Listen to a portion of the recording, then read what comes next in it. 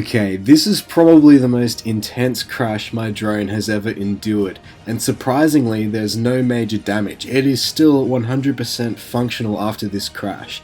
In just a minute I'll get in close and show you the small cosmetic damage that happened, but first I'll explain how this crash actually happened. So as you can see, I was flying over this island which was just off the coast of a beach down at Bateman's Bay.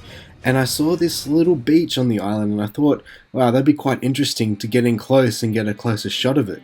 So I flew the drone down to the level of the island, which was a big mistake. And this was because the island came in between the drone and my remote, cutting off the connection. Once I got low enough, at this point my screen on my phone was actually black, could not see anything. So in a panic, I just held the up toggle on the remote to try and fly the drone high enough so it could reconnect.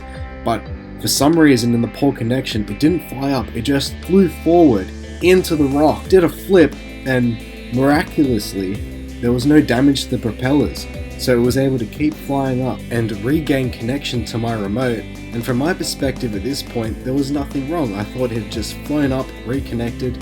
It wasn't until I checked the SD card that I saw this crash. Quick assessment of the actual damage on the drone from that big crash.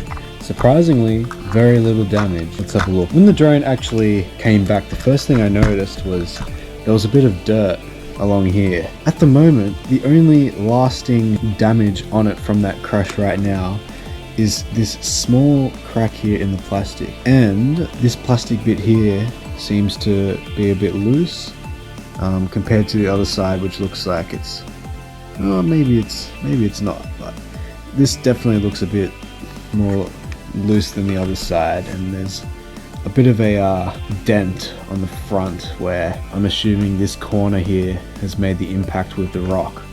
But yeah, no damage on the propellers, no damage whatsoever to the camera gimbal, which is good. Yeah, just that little crack I got there. All in all, I was very lucky.